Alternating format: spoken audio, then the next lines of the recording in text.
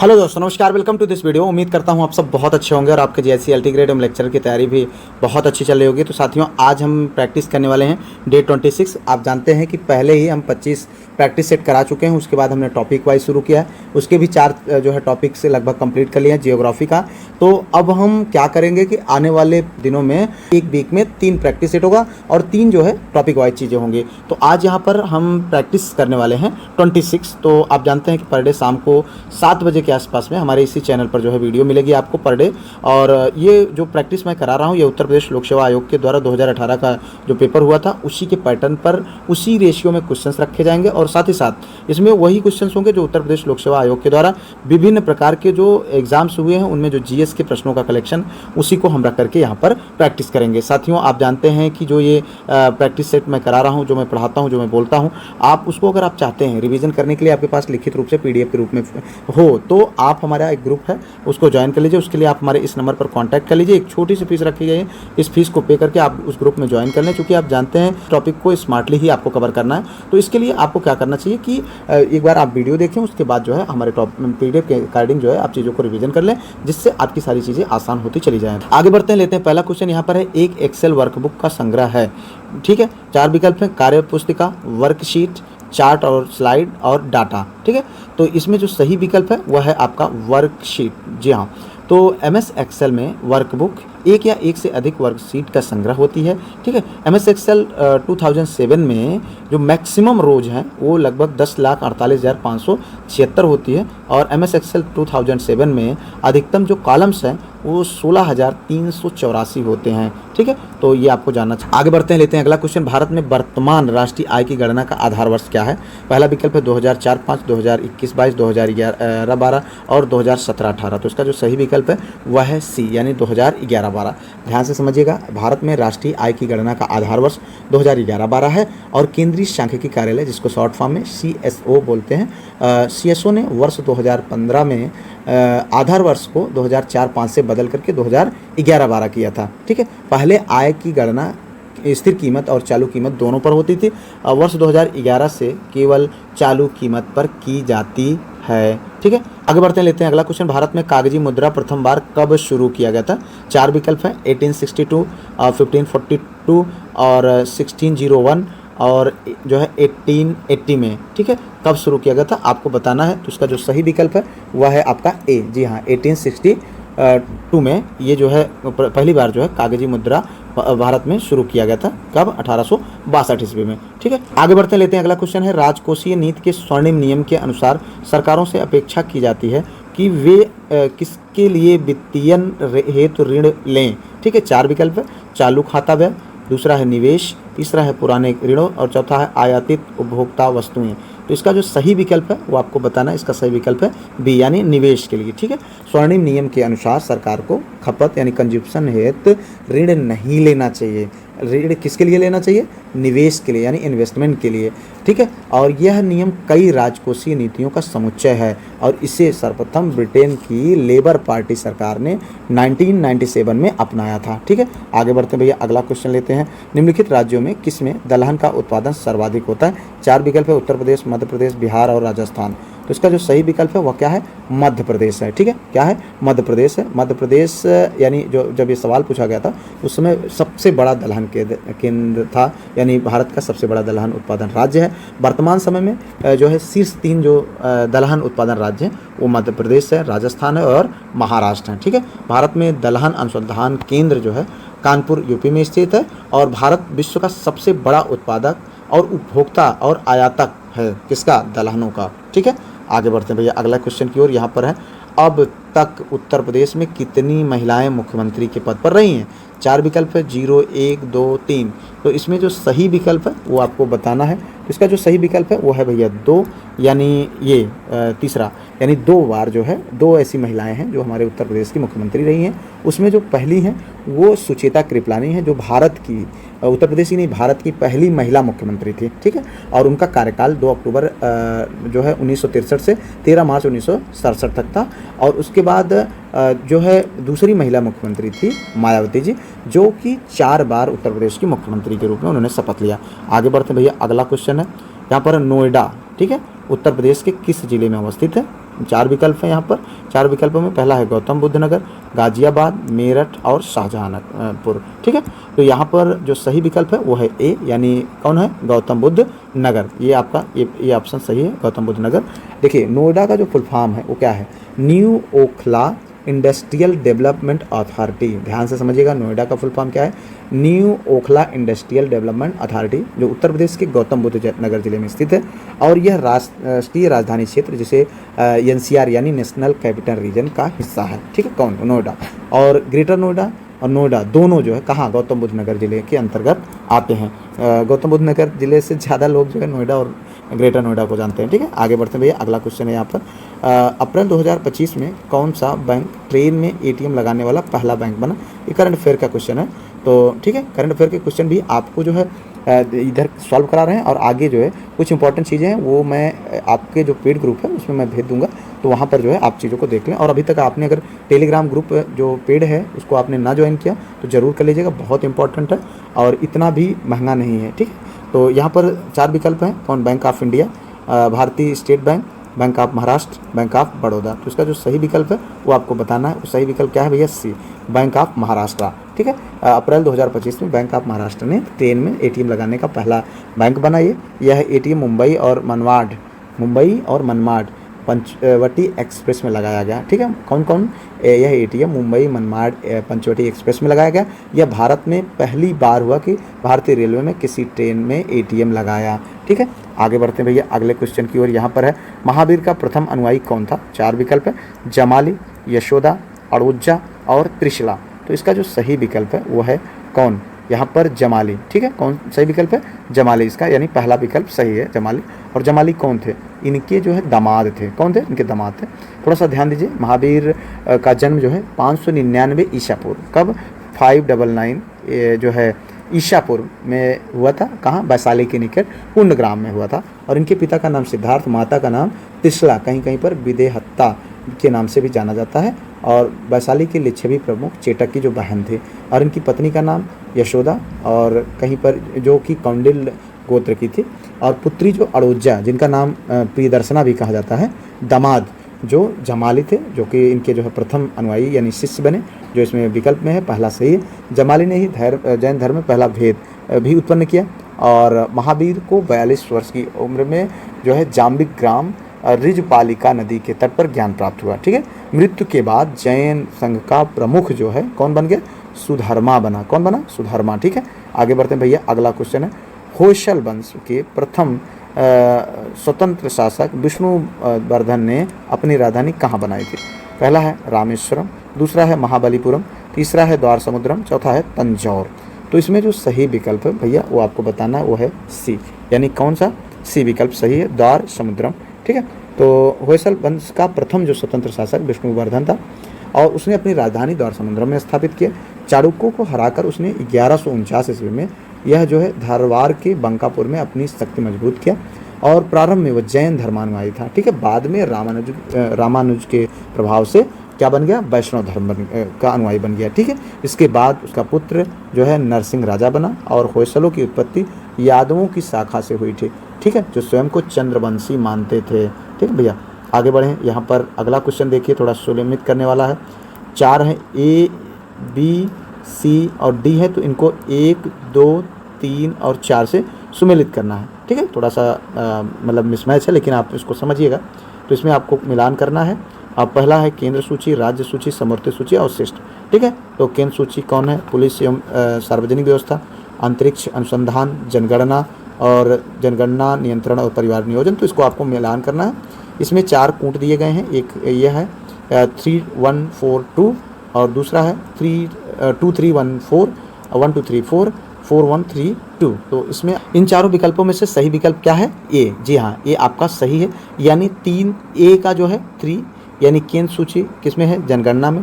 ठीक है, और बी का 1 है, बी यानी ये है। ठीक है, किसमें, ये पुलिस एवं सार्वजनिक व्यवस्था यानी राज्य सूची सार्वजनिक व्यवस्था है। ठीक है, और तीसरा सी का चौथा है, यानी समवर्ती सूची में कौन आता है, जनसंख्या नियंत्रण और परिवार नियोजन। और अब बचता है डी यानी चौथा 2 है। ठीक है, 2 यानी अंतरिक्ष अनुसंधान कहाँ है, अवशिष्ट विषय में है। जो संघ सूची यानी यूनियन लिस्ट है, यानी जिसमें केंद्र ही कानून बना सकती है, वो है रक्षा, और विदेशिक मामले, निर्वाचन, जनसंख्या, रेल, नागरिकता। ठीक है, जनसंख्या की बात हो रही, जनसंख्या नियंत्रण की नहीं। ठीक है, और राज्य सूची में क्या है, पुलिस और सार्वजनिक व्यवस्था, कारागार और मत्स्य, कृषि, न्याय, ये कौन करता है, राज्य सूची बनाते हैं। और समवर्ती सूची यानी राज्य और केंद्र दोनों। ठीक है, जनसंख्या नियंत्रण और परिवार नियोजन, शिक्षा, दंड और प्रक्रिया संहिता। ठीक है, और उसके बाद जो है आपका इधर अवशिष्ट सूची में जो है अंतरिक्ष और अनुसंधान। तो इस तरीके से आपका ऑप्शन ए सही होता है। पीडीएफ जब आप प्राप्त करेंगे वहाँ पर बिल्कुल डिटेल में सारी चीज़ें दी गई हैं।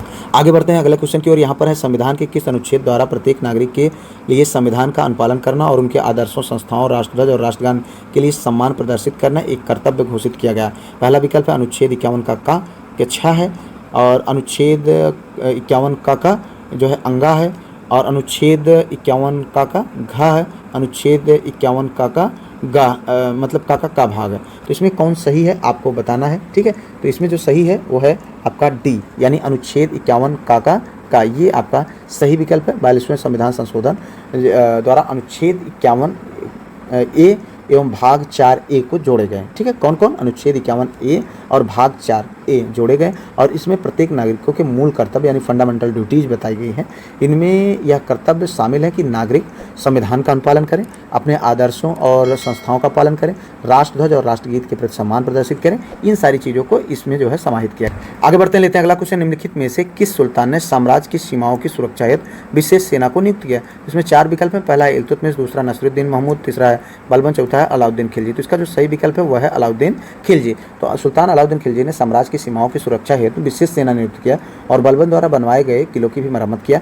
सभी किलों में अस्थायी सेना रखी इसने, जो है दिल्ली और सीरी के किलों की मरम्मत भी इसने कराई थी। ठीक है, और मंगोल आक्रमणों से राज्य की जो है रक्षा भी किया इसने। ठीक है, और खिलजी काल में सबसे अधिक राज्य का विस्तार भी हुआ था। आगे बढ़ते लेते हैं अगला क्वेश्चन। मुगलों की सरकारी भाषा क्या थी। 4 विकल्प है। पहला है फारसी, दूसरा है उर्दू, तीसरा है तुर्की, चौथा है अरबी। तो इसमें जो सही विकल्प है वह है फारसी। जी हाँ, तो मुगलों की सरकारी भाषा फारसी थी। और जो है अकबर के काल में फारसी पद्य और गद्य दोनों जो है चरमोत्कर्ष पर पहुँचे। फारसी की 2 शैलियाँ विकसित थी, पहली भारतीय शैली, दूसरी ईरानी शैली। और भारतीय शैली जो थी उसके प्रवर्तक कौन थे, अबुल फजल साहब थे। ठीक है, और भारत जो है और बाबर से औरंगजेब तक सभी मुगलों ने फारसी भाषा और साहित्य को संरक्षण दिया था। ठीक है, आगे बढ़ते लेते हैं अगला क्वेश्चन। मुंबई की मीठी नदी निम्नलिखित में से किस झील से निकलती है। तुलसी झील, बिहार झील, पोवई झील और उपरोक्त में से कोई नहीं। तो 4 विकल्प हैं, इनमें से एक सही है। कौन सा, जी हाँ, पोवई झील। कौन सही है, पोवई झील। पोवई झील जो है मीठी नदी मुंबई में बहने वाली नदी है, और इसका जो प्राथमिक स्रोत है पोवई झील है, और द्वितीय स्रोत बिहार झील है। कहीं कहीं पर बिहार को प्राथमिक स्रोत के रूप में दिया जाता है, लेकिन पोवई को माने, चूंकि आयोग ने पोवई ही माना हुआ है। नदी की कुल लंबाई लगभग 18 किलोमीटर है। ठीक है, आगे बढ़ते हैं अगला क्वेश्चन लेते हैं। निम्नलिखित में से कौन राष्ट्रीय जलमार्ग की तरह प्रयुक्त हो रहा है। तो पहला विकल्प है कोलकाता एवं धुबरी के मध्य ब्रह्मपुत्र, और दूसरा है हल्दिया और इलाहाबाद के मध्य गंगा, और इलाहाबाद एवं दिल्ली के मध्य यमुना, जबलपुर एवं भरूच के मध्य नर्मदा। तो इसका जो सही विकल्प है वह है बी, यानी हल्दिया एवं इलाहाबाद के मध्य जो है मध्य जो गंगा है, गंगा नदी है, उनका प्रयोग किसके रूप में, राष्ट्रीय जलमार्ग की तरह प्रयुक्त किया जा रहा है। भारत में वर्तमान में कुल 111 राष्ट्रीय जलमार्ग हैं। वर्ष 2016 में 106 नए जलमार्ग घोषित किए गए हैं। ठीक है, और हल्दिया से इलाहाबाद का मार्ग जो है भारत का सबसे लंबा आंतरिक जलमार्ग है, और यह जो है राष्ट्रीय जलमार्ग इसकी जो संख्या है वो 1 है, यानी यह राष्ट्रीय जलमार्ग संख्या 1, यानी इलाहाबाद प्रयागराज से हल्दिया जो कि हमारे बिल्कुल बगल में है। ठीक है, और उसके बाद अन्य जो मतलब राष्ट्रीय जलमार्ग हैं वो है संधिया से धुबरी। ठीक है, ये संधिया से धुबरी, और उसके बाद दूसरा है तीसरे नंबर पर कोल्लम से कोट्टापुरम है, और चौथा है जो चौथा राष्ट्रीय प्रमुख राष्ट्रीय जलमार्ग है वो है वजीराबाद, विजयवाड़ा, भद्राचलम, राजमुंदरी एवं काडीनाडा से पुंडुचेरी। आगे बढ़ते लेते हैं अगला क्वेश्चन। निम्नलिखित में से प्रथम भारतीय राज्य कौन सा था जिसने लॉर्ड वेलेस्ली की सहायक संधि पर हस्ताक्षर किया। 4 विकल्प है, सूरत, हैदराबाद, मैसूर और अवध। तो इसमें जो सही विकल्प है वह है हैदराबाद। ठीक है, तो लॉर्ड वेलेस्ली की साम्राज्यवादी विचारधारा का था, और सहायक संधि के प्रावधान कुछ थे, क्या थे, भारतीय राज्यों के विदेशी संबंध कंपनी के अधीन होंगे, और दूसरी चीज़ थी बड़े राज्य अंग्रेज़ों के अधीन सेना रखेंगे और जो है अगला शर्त थी राज्य कंपनी की अनुमति के बिना किसी यूरोपीय को नौकरी नहीं देंगे। ठीक है, कंपनी राज्यों की हर प्रकार के शत्रुओं से रक्षा करेगी। ठीक है, तो इन कुछ शर्तों के अकॉर्डिंग जो है संधि हुआ था और इस संधि को स्वीकार करने वाले जो राज्य थे उसमें हैदराबाद, मैसूर, तंजौर, अवध, पेशवा, भोसले, सिंधिया, जोधपुर, जयपुर और मच्छेड़ी, बूंदी, भरतपुर। और इनमें जो एक होलकर राजवंश था उसने इस संधि को स्वीकार नहीं किया था। ये भी कभी क्वेश्चन बन जाता है। ठीक है, हैदराबाद के निजाम ने सबसे पहले 1798 में यह संधि स्वीकार किया था। ठीक है, बढ़ते हैं, लेते हैं अगला क्वेश्चन। किस गवर्नर जनरल के कार्यकाल में प्राचीन स्मारक संरक्षण अधिनियम पारित किया गया? तो 4 विकल्प है, Lord Minto, Lord Curzon, Lord Canning और लॉर्ड रिपन। जी हाँ, तो ये इसका जो सही विकल्प है वह है बी, यानी लॉर्ड कर्जन के समय में जो है क्या किया गया था, प्राचीन स्मारक संरक्षण अधिनियम पारित किया गया था। और 1904 ईस्वी में प्राचीन स्मारक संरक्षण अधिनियम पारित किया गया था। यह अधिनियम गवर्नर जनरल लॉर्ड कर्जन के कार्यकाल में लागू हुआ था। ठीक है, आगे बढ़ते हैं भैया, अगला क्वेश्चन लेते हैं। निम्नलिखित में से किस संविधान का कौन सा अनुच्छेद राज्यपाल को राज्य विधानमंडल के विश्रांति काल में अध्यादेश प्रख्यापित करने की शक्ति प्रदान करता है? ठीक है, तो इसका जो सही विकल्प है वो आपको बताना है। इसमें 4 विकल्प है, अनुच्छेद 210, अनुच्छेद 211, अनुच्छेद 213, अनुच्छेद 214। ठीक है, तो इसका जो सही विकल्प है वह है सी, यानी अनुच्छेद 213। ठीक है, क्या सही है? अनुच्छेद 213 सही है। तो संविधान के अनुच्छेद 213 में राज्यपाल को अध्यादेश जारी करने की शक्ति दी गई है। यह शक्ति तब लागू होती है जब राज्य विधानमंडल सत्र में ना हो। ठीक है, आगे बढ़ते हैं भैया, अगला क्वेश्चन है सरकारियाँ आयोग की संस्तुतियाँ निम्नलिखित में से किसके से संबंधित है? 4 विकल्प है, राजस्व का वितरण, राष्ट्रपति की शक्ति एवं कार्य, संसद की सदस्यता और केंद्र राज्य संबंध। तो इसका जो सही विकल्प है वह है केंद्र राज्य संबंध से संबंधित है। और 24 मार्च 1983 को केंद्र सरकार ने सरकारिया आयोग का गठन किया था और ये किसकी अध्यक्षता में हुई थी? न्यायमूर्ति R.S. सरकारिया, जो कि उच्चतम न्यायालय के सेवानिवृत्त न्यायाधीश थे, उनकी अध्यक्षता में जो है सरकारिया आयोग का गठन किया गया था। कब? 24 मार्च 1983 में। ठीक है, और इसके जो अन्य सदस्य थे वो कौन थे? शिवरामन थे और S.R. सेन थे। उद्देश्य क्या था? केंद्र और राज्य के बीच संबंधों को जो है सुझाव देना। आगे बढ़ते हैं, लेते हैं अगला क्वेश्चन। अगला क्वेश्चन है, निम्नलिखित में से किस देश समूह की सीमा इजराइल से लगी हुई है? लेबनान, सीरिया, जॉर्डन, मिस्र, Turkey, Jordan, Cyprus, Lebanon, Syria, Turkey, Jordan और टर्की, सीरिया, इराक, यमन। तो 4 विकल्प है, इनमें से एक सही है। वो सही कौन सा है? ए। जी हाँ, कौन विकल्प सही है? ए विकल्प सही है। ठीक है, तो यहाँ पर जो लेबनान, सीरिया, जॉर्डन और मिस्र जो है सही है। इजराइल की सीमा से कई देशों से मिलती है। तो अब इसमें देखें, इसके उत्तर में लेबनान है और उत्तर पूर्व में सीरिया है और पूर्व में जॉर्डन है, दक्षिण पश्चिम में मिस्र है। यह जो है कुल मिलाकर के आपका ए विकल्प सही है। ठीक है, आगे बढ़ते लेते हैं अगला क्वेश्चन। वायुमंडल की लंबवत संरचना में सबसे निचली सतह कौन सी होती है?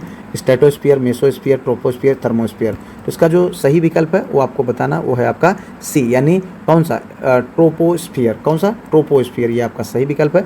अब ध्यान से समझिएगा भैया, वायुमंडल में कुल मिलाकर के 5 परतें होती हैं। जैसे जो ट्रोपोस्फीयर है उसको क्षोभमंडल बोला जाता है। ठीक है, और समताप मंडल जिसको क्या बोला जाता है? स्ट्रेटोस्फीयर बोला जाता है। ओजोन मंडल जिसको ओजोनोस्फीयर बोला जाता है। आयन मंडल जिसको आयनोस्फीयर बोला जाता है। और बाह्य मंडल इसको क्या बोला जाता है? एक्सोस्फीयर बोला जाता है। ठीक है, तो इसमें जो सबसे निचली परत है वो क्षोभमंडल है और इसी परत में लगभग सभी मौसमी घटनाएं घटित होती हैं। ठीक है, आगे बढ़ते हैं भैया, अगला क्वेश्चन है यहाँ पर, पृथ्वी की सर्वाधिक बृहत्तम पारिस्थितिक तंत्र निम्नलिखित में से कौन सा? सबसे बृहत्तम पारिस्थितिक तंत्र की बात हो रही है। एक है जलमंडल, जियोम, स्थलमंडल, जयमंडल। तो इसका जो सही विकल्प है वो है डी, यानी जयमंडल। ठीक है, इसका सही विकल्प क्या है? जयमंडल है।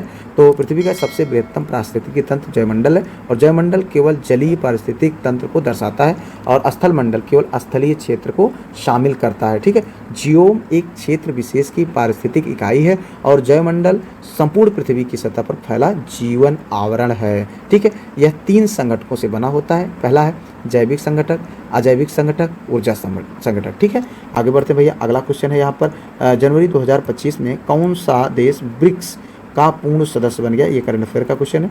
मिस्र, इंडोनेशिया, ईरान और संयुक्त अरब अमीरात। तो इसका जो सही विकल्प है वह कौन है भैया? बी, यानी कौन? इंडोनेशिया। ठीक है, इंडोनेशिया जो है 6 जनवरी 2025 को आधिकारिक रूप से ब्रिक्स का वो जो है पूर्ण सदस्य बन गया। ठीक है, यह दक्षिण पूर्व एशिया का पहला राष्ट्र है जिसने ब्रिक्स की सदस्यता ग्रहण किया। ठीक है, अगस्त 2023 में जोहान्सबर्ग जो कि दक्षिण अफ्रीका में है वो ब्रिक्स शिखर सम्मेलन में इस सदस्यता की जो है मंजूरी मिली थी। ठीक है, आगे बढ़ते हैं, लेते हैं अगला क्वेश्चन। विश्व जैव विविधता दिवस कब मनाया जाता है? मार्च 22 यानी 22 मार्च को, 22 मई को, 23 जून को, अप्रैल 16 को, यानी ठीक है। इसका जो क्या विकल्प सही है? सही विकल्प है यहाँ पर बी यानी मई 22 यानी 22 मई को विश्व जैव विविधता दिवस मनाया जाता है। और पृथ्वी पर पाए जाने वाले जीवों की विविधता यानी जैव विविधता मतलब पृथ्वी पर पाए जाने वाले जीवों की विविधता होता है। ठीक है, जैव विविधता शब्द का सर्वप्रथम जो खोज किया था W.G. रोसन ने 1985 में किया था।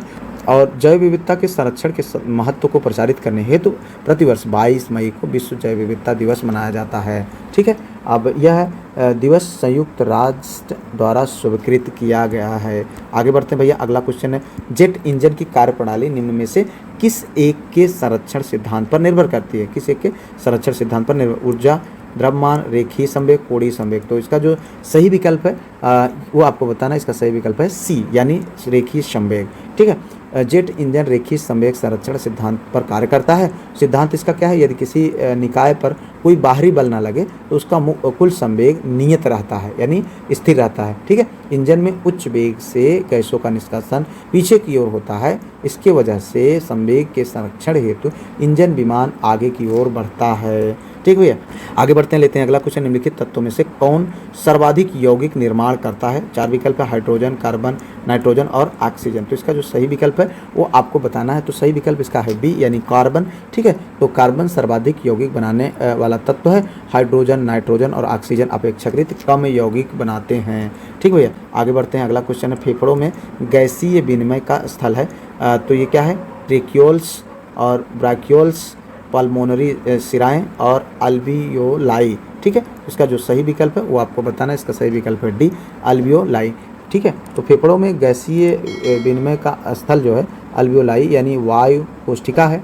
ठीक है, अल्वियोलाई श्वसन तंत्र की संरचनात्मक एवं कार्यात्मक इकाई है और सांस द्वारा ली गई हवा पहले जो है विंड पाइप और उसके बाद ब्राइक्लियन ट्यूब फिर उसके बाद अल्वियोलाई तक पहुंचती है। ठीक है, आगे बढ़ते हैं, लेते हैं अगला क्वेश्चन। मेलानिन हमारे शरीर की रक्षा करता है किससे? औरक किरणों से, पराबैंगनी किरणों से, एक्स किरणों से और पराश्रय तरंगों से। तो 4 विकल्प है, इसमें से सही है पराबैंगनी किरणों से। ठीक है, तो मेलानिन एक प्राकृतिक पिगमेंट है। यह मनुष्यों के बालों, त्वचा और आंखों का रंग देता है। ठीक है, मेलानिन की कमी से आंखों का रंग हरा होता है। कमी से ध्यान समझिएगा, आंखों का रंग हरा या नीला होता है, बालों का रंग सुनहरा होता है। ठीक है, त्वचा का रंग श्वेत होता है मेलानिन की पिगमेंटेशन की कमी की वजह से। लेकिन इसका जो मुख्य कार्य होता है ये क्या करता है? सूर्य की हानिकारक जो पराबैंगनी किरणें होती हैं उनसे हमारी जो है रक्षा करता है। और पराबैंगनी किरणें कोशिकाओं को नुकसान पहुंचाकर जो कैंसर जैसे रोग को फैलाती हैं। तो जो आदमी जो है सुंदर है, गोरा है, उसको कैंसर होने का ज़्यादा खतरा होता है। ठीक है, आगे बढ़ते हैं अंतिम क्वेश्चन की ओर। यहाँ पर है डीएनए में के कुंडलित प्रारूप को पहली बार किसने प्रस्तावित किया था? तो इसका जो 4 विकल्प है इसमें है वाटसन तथा क्रिक, फिशर तथा हाल्डन। ठीक है, और इसमें जो है लैमार्क और डार्विन, ह्यूगो डी ब्रीज। तो इसका जो सही विकल्प है वह है वाटसन तथा क्रिक ने। ठीक है, तो 1953 ईस्वी में जे वाटसन और क्रिक ने डीएनए की जो कुंडलित प्रारूप है संरचना है को प्रस्तावित किया था। और 1962 ईस्वी में इन्हें जो है इस चीज़ के लिए नोबेल पुरस्कार भी दिया गया था। डीएनए मुख्यतः केंद्रक में पाया जाता है किंतु इसकी थोड़ी मात्रा माइटोकॉन्ड्रिया और हरित वलक में भी होती है। ठीक है, इस तरीके से आपके 30 प्रश्नों का यह प्रैक्टिस सेट खत्म होता है। उम्मीद करते हैं आप सब बहुत अच्छा कर रहे होंगे और आप पर डे जो है अपने सारे क्वेश्चंस को जरूर सॉल्व किया करें। पीडीएफ के माध्यम से आप जरूर रिवीजन कर लिया करें। अभी तक जितनी भी प्रैक्टिस सेट कराई गई अगर ना की हो तो उसको जरूर करें।